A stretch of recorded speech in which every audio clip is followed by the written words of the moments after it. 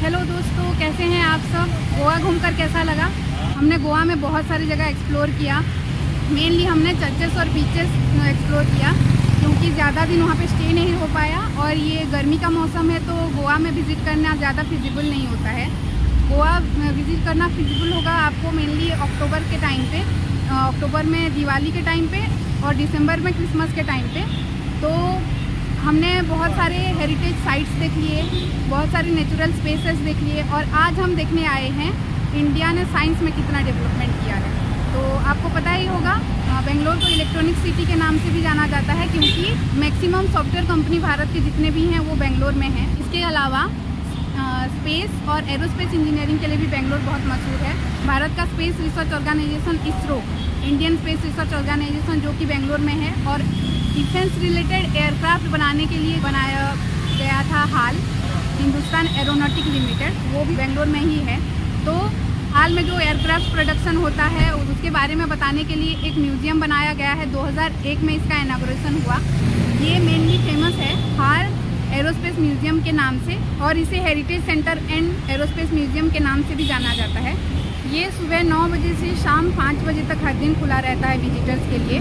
और कुछ फ़ीस के बारे में जान लेते हैं। 3 साल से छोटे बच्चों के लिए कोई फ़ीस नहीं है और 4 साल से 18 साल के बच्चे और स्टूडेंट्स जो हैं उनके लिए फ़ीस है, एंट्री फ़ीस है 30 रुपीज़ और उससे बड़े जो हैं उनके लिए एंट्री फ़ीस है 50 रुपीज़। और अगर आप स्टिल कैमरा वहाँ पे ले रहे हैं तो आपको 50 रुपीज़ देना पड़ेगा और अगर वीडियो कैमरा ले रहे हैं तो 75 रुपीज़ देना पड़ेगा। एक और फैसिलिटी है यहाँ पे सिमुलेटर, तो इसमें भी है एक स्टील सिमुलेटर, एक मोशन सिमुलेटर। तो स्टील सिमुलेटर में आप अगर बैठना चाहते हैं तो आपको 50 रुपीज़ देना पड़ेगा और अगर मोशन सिमुलेटर में बैठना चाहते हैं तो आपको 100 रुपीज़ एक्स्ट्रा देना पड़ेगा। तो ये साइंस लवर्स के लिए बहुत ही अच्छा म्यूज़ियम है क्योंकि हाल इंडिया के इकोनॉमी के साथ साथ डिफेंस को भी बहुत ज़्यादा सपोर्ट प्रोवाइड करता है। हाल के वजह से ही indigenous aircraft Indian defence system को मिल पाया है। हाल को बनाया ही इसलिए गया था कि जो एयरक्राफ्ट सब बाहर से इंपोर्ट करना पड़ता है तो उसमें इंडिया की इकोनॉमी में बहुत इम्पैक्ट पड़ता है। तो वो सब इंडिजीनियसली यहाँ पे डेवलप हो तो खर्चा कम होगा और साइंस में भी इंडिया बहुत डेवलप करेगा। तो इसलिए हाल की जो अचीवमेंट है उसको लोगों तक पहुंचाने के लिए साल 2001 में इस म्यूज़ियम को हाल के प्रीमाइसेस के अंदर ही बनाया गया और अब हाल हेरिटेज सेंटर और एरोस्पेस म्यूज़ियम दोनों मिला के साउथ एशिया में सबसे बड़ा फाइटर एयरक्राफ्ट और कमर्शियल एयरक्राफ्ट और उसके इंजन्स के मैन्युफैक्चरिंग, डेवलपमेंट और उसके मेंटेनेंस का सबसे बड़ा कैंपस यहाँ पे है। तो हाल का हिस्ट्री, उसका साइंटिफिक डेवलपमेंट और फ्यूचर सस्टेनेबल डेवलपमेंट के लिए क्या क्या चाहिए उसके बारे में यहाँ पे पूरा दिखाया गया है। यहाँ पे आपको 4 चीज़ें मेनली दिखाई देंगी। एक तो है पहले म्यूज़ियम, उसके बाद सिमुलेटर जहाँ पे आपको बैठ के एक्चुअली एक फील होगा पायलट के जैसा, और एक एयर ट्रैफिक कंट्रोल टावर जहाँ पे एयर ट्रैफिक कंट्रोल कैसे होता है उसके बारे में आपको पता चलेगा, और एक सस्टेनेबल डेवलपमेंट कम्प्लेक्स है। तो वहाँ पे इन फ्यूचर अर्थ को डिस्ट्रॉय होने से बचाने के लिए क्या क्या स्टेप लिया जा सकता है साइंटिफिकली उसके बारे में बताया गया है। जैसे कि सोलर एनर्जी से कैसे इलेक्ट्रिसिटी जनरेट किया जा सकता है, फिर हाइड्रो इलेक्ट्रिसिटी कैसे बनाया जा सकता है, बायोगैस कैसे बनाया जा सकता है, उसके बारे में पूरी जानकारी यहाँ पे दे दिया गया है। तो एक बार हम हाल के बारे में भी जान लेते हैं। हाल यानी कि हिंदुस्तान एरोनॉटिक्स लिमिटेड, ये बना था 1940 में मैसूर के गवर्नमेंट के एसोसिएशन के साथ। 23 दिसंबर 1940 को श्री वलचंद हीराचंद ने इसका फाउंडेशन दिया और 1941 में इंडियन गवर्नमेंट इसका एक शेयर होल्डर हुआ और 1951 में इसको मिनिस्ट्री ऑफ डिफेंस के अंडर लाया गया। तो एक बार हम चल के देख लेते हैं कि हिस्ट्री के बारे में कैसे दिखाया गया है और फिर एक बार सिमुलेटर में भी बैठ के देखते हैं कैसा है, बहुत ही मज़ा आएगा। तो चलिए मेरे साथ।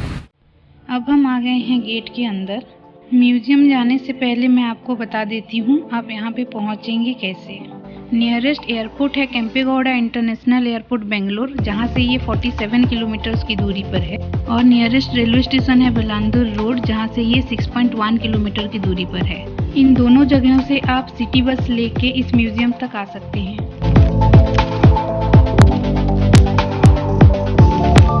ये है सर वलचंद हीराचंद जी की स्टैचू।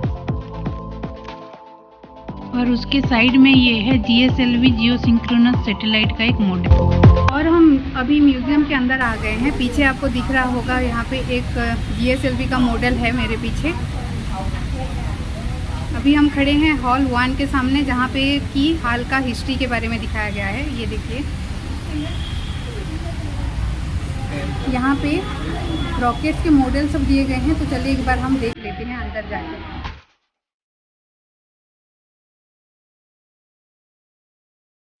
उसके बाद यहाँ पे दिखाया गया है एयरक्राफ्ट सबसे पहले बना कैसे, उसको डिफेंस में कैसे यूज़ किया गया, धीरे धीरे वो कैसे डेवलप किया, एयरक्राफ्ट्स के लिए कौन कौन से इंजिन्स बनाए जाते हैं, उसका मैकेनिज्म्स क्या है, ये सब यहाँ पे दिखाया गया है।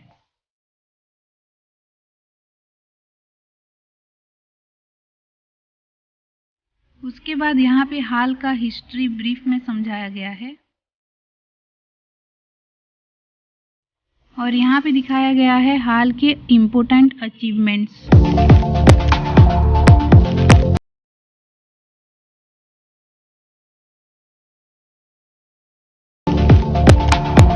यहाँ पे दिखाया गया है भारत के और कौन कौन सी जगह पे हाल के दूसरे डिवीजन्स हैं। ये दिखाया गया है हाल में कौन कौन से एयरक्राफ्ट्स बनाए गए हैं। ये है हाल में बनाए गए इंजिन्स और ये हैं दूसरे एक्सेसरीज।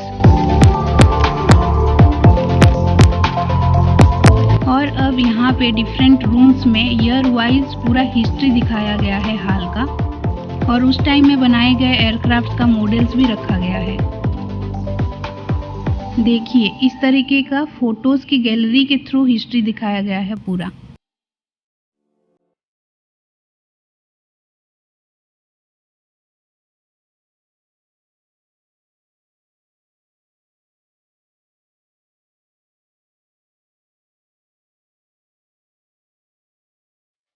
ये हैं उस टाइम के बनाए गए एयरक्राफ्ट्स के मॉडल्स। ऐसे और भी कई सारे यहाँ पे रूम्स हैं जहाँ पे हाल का डेवलपमेंट का पूरा हिस्ट्री अच्छे से दिया गया है। देखिए, यहाँ पे 1961 से लेकर 1970 तक जो भी डेवलपमेंट हुआ है वो दिखाया गया है। हर रूम में उस टाइम का ऐसे बनाया गया एयरक्राफ्ट्स का मॉडल रखा गया है और उस टाइम का हिस्ट्री फोटोज के थ्रू दिखाया गया है।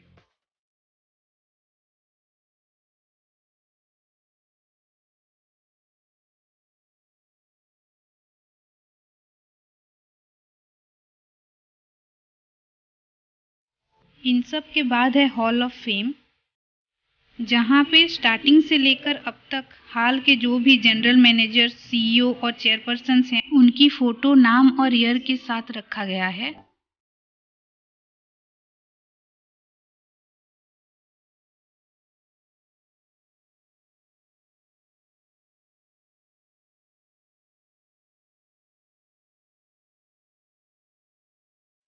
हाल को मिले सभी अवार्ड्स और ट्रॉफीज को रखा गया है।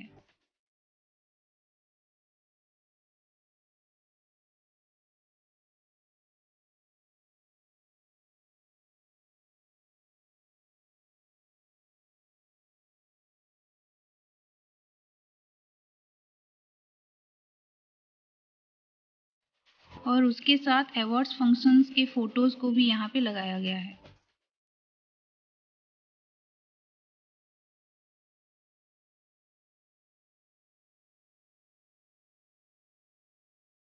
म्यूजियम के बाहर उस बरगद के पेड़ के पीछे एक कैफेटेरिया है। फर्स्ट पे देन टेक सर्विस का सिस्टम है, तो पहले आप पेमेंट करेंगे, उसके बाद आपको खाना मिलेगा। इसके पास ये एक छोटा सा स्विमिंग पूल और एक एक्वेरियम है।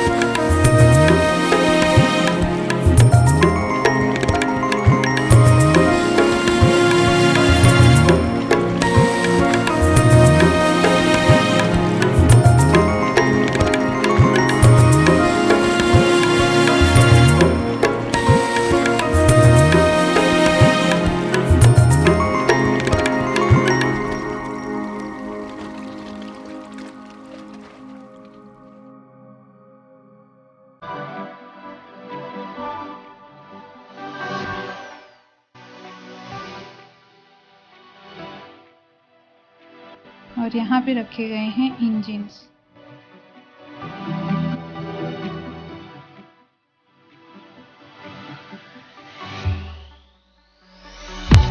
इसके बाद हम ऊपर जाएंगे सिमुलेटर एक्सपीरियंस करने के लिए।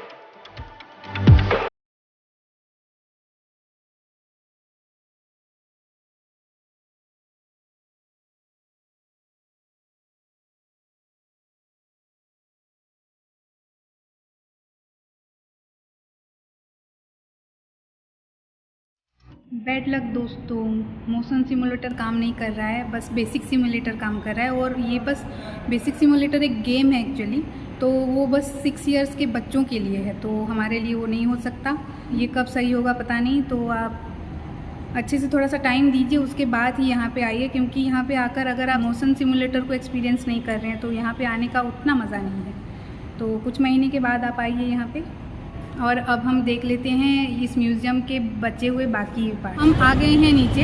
यहाँ पे गेट में एंट्री करते ही लेफ़्ट साइड में आपको जितने सारे पुराने फाइटर जेट्स हैं उनको यहाँ पे रखा गया है। ये देखिए मेरे पीछे है मारुत, और भी कई सारी फाइटर जेट्स यहाँ पे लाइन से रखे हुए हैं।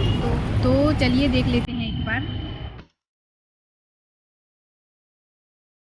ये है MiG-21, इसके नीचे इसके सारे डिटेल्स लिखे गए हैं। वैसे ही बाकी सारे जेट्स के नीचे भी सभी ज़रूरी जानकारी दी गई है।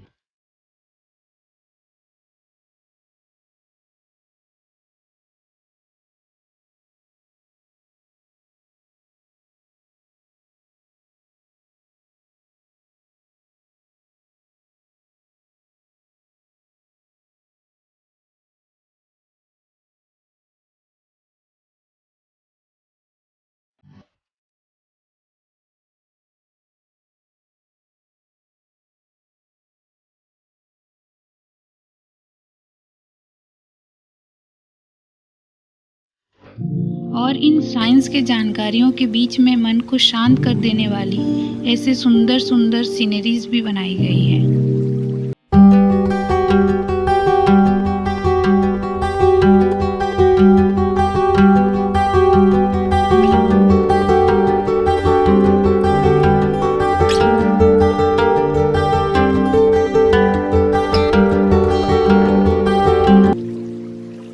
यहाँ पर है ट्रैफिक कंट्रोल रडार और एंटीना। इसमें एयर ट्रैफिक कंट्रोल कैसे होता है उसके नीचे लिखा गया है। उसके बाद ये है मेटेरोलॉजिकल रडार। ये एरोड्रम फील्ड के आसपास के वेदर के बारे में बताता है।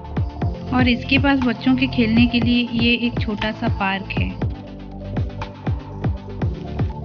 और सबसे आखिर में इस कॉम्प्लेक्स के अंदर एक दुकान है जहाँ पे आपको हाल के बनाए गए एयरक्राफ्ट्स के मॉडल, टी शर्ट्स और दूसरे शो पीसेस मिल जाएंगे।